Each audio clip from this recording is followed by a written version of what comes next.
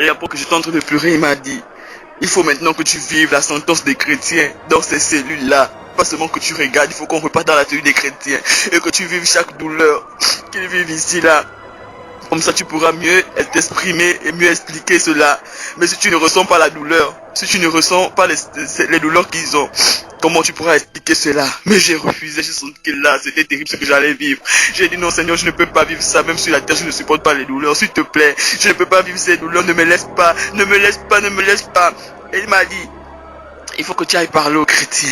Il faut que tu ailles parler aux hommes de Dieu. Il faut que tu ailles parler à tous les hommes. Il faut que tu ailles parler à ta famille. Commençons par ta famille. Il faut que tu parles de tout ce que tu verras. Mais pour que tu parles avec efficacité, il faut que tu vives les mots que ceux-là, les chrétiens vivent ici. Et j'ai commencé à me débattre. Je disais, Seigneur, je ne veux pas entrer dans les cellules. Je ne veux pas entrer dans les cellules. Tellement je me débattais que je suis sorti de ces songes épouvantables. C'était horrible. Oh, Karel. C'était horrible, papa. C'était horrible, maman. C'était horrible, tonton JB. C'était horrible. Horrible, horrible de voir papa, tonton Jean-Pierre là-bas. Horrible de visiter ce lieu. Horrible de vivre cette situation. Horrible, je ne veux pas qu'un d'entre vous aille là-bas. S'il vous plaît, repentez-vous et revenez au Seigneur pour ceux qui se sont déjà détournés. Ceux qui n'ont pas reconnu le Seigneur, c'est le moment d'accepter Christ, paterne. Je te le prie vraiment. Change de vie. Reçois Jésus comme Seigneur et Sauveur personnel. Fais-toi baptiser. Suis ses consignes. Arrête toutes les vanités que tu fais, la boisson que tu bois sur la terre. Si tu meurs dans ta condition, il y a baptême. C'est directement l'enfer. C'est un Dieu horrible. C'est un Dieu horrible. Recombat, les petites filles que vous suivez là. S'il arrive que vous mourrez comme ça, c'est directement l'enfer. Parce que la fornication mène en enfer. Si vous voulez être dans les relations, s'il vous plaît, vous voulez avoir des rapports sexuels, mariez-vous. Mariez-vous, je vous en prie. Je vous en prie, je vous en prie. Sortez de tout ce qui est vanité. Sortez de la fornication, de l'immoralité sexuelle, des drogues, de l'homosexualité. Sortez de la boisson. Sortez du vin. Le vin que tu bois sur la terre là te rattrape en enfer. Mais ce n'est plus le vin que tu boiras là-bas, c'est de l'acide. C'est de l'acide qui va brûler tout ton corps. Pardon, je vous en prie. Ne voulez pas oublier ce message. Asseyez-vous, écoutez-le bien.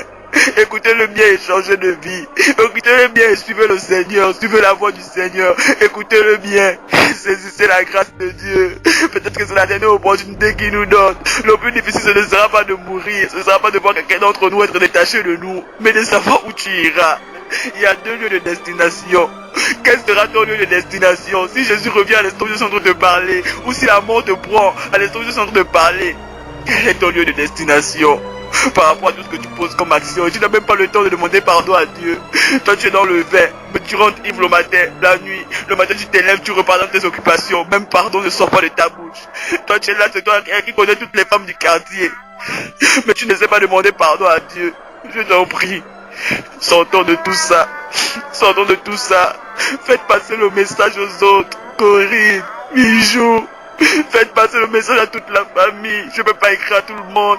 Mais si vous avez l'opportunité de croiser quelqu'un, dites-leur que l'enfer est réel. Que l'enfer est réel.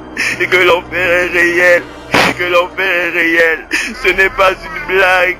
C'est une réalité. Je ne peux pas vous décrire, mais c'est une réalité. Saisissez le message de Dieu.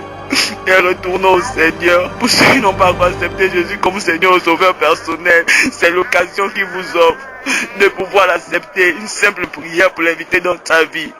Passez par les eaux de baptême. Suivez ces directives, je vous en prie. Au moins soyez dans la voie pour le ciel et non pour l'enfer. Car je t'en prie, fais écouter le message à tout le monde. À tout le monde. Yazita, je t'en prie, introduisez les enfants dans le Seigneur, ne leur laissez pas vaquer à des choses viles, même les dessins animés, là, vérifiez ce qu'ils suivent, qu'est-ce qu'ils entendent. La Bible déclare que la foi vient de ce qu'on entend.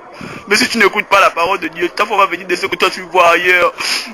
Regardez, s'il vous plaît, regardez les enfants, amenez-les au Seigneur, conduisez-les dans la voie du Seigneur. J'ai déjà en âge de connaître le bien et le mal. Ici en âge de connaître le bien et le mal.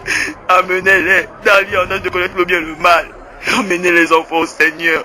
Maman, arrête de te préoccuper des choses terrestres. Arrêtez de vous préoccuper de votre vie. Ma vie est devenue comme ça, ma vie est devenue comme ça. Si c'est la vie que Dieu a décidé que vous vivez sur la terre, acceptez-la, mais accrochez-vous au Seigneur. Que votre condition, votre situation ne vous éloigne pas de Dieu. Papa, ne désespère pas, mais je t'en supplie, travaille pour préserver ton salut. Travaille pour t'accrocher au Seigneur. Chaque jour, travaille pour amener tes enfants dans le Seigneur. Demande à Dieu la grâce de faire grâce. Que nous tous nous soyons dans le Seigneur. Que nous soyons sauvés. Tonton Jimé, je t'en prie. Coachez l'évangile de vérité aux enfants. Amenez les enfants dans le Seigneur. Amenez les enfants dans le Seigneur. Vous qui êtes leaders dans les assemblées. Amenez les âmes au Seigneur. Prêchez l'évangile de vérité. Prêchez l'évangile du salut. Je vous en supplie. Homme de Dieu, femme de Dieu. C'est pas le ministère qui importe. C'est pas la prophétie. C'est pas les miracles. C'est l'obéissance au Seigneur. Soyons obéissants à la voix de l'Éternel. Il a dit c'est mieux lorsqu'il n'a pas recommencé à parler. S'il n'a pas commencé à interpeller un homme, c'est encore mieux pour toi parce qu'il va continuer à t'interpeller. Mais lorsqu'il a commencé déjà à t'interpeller, fais attention. À chaque fois que tu foules au pied sa voix. Parce que le jour que le temps viendra, tu n'auras plus d'opportunité. Saisis l'opportunité de Dieu. Je t'en prie.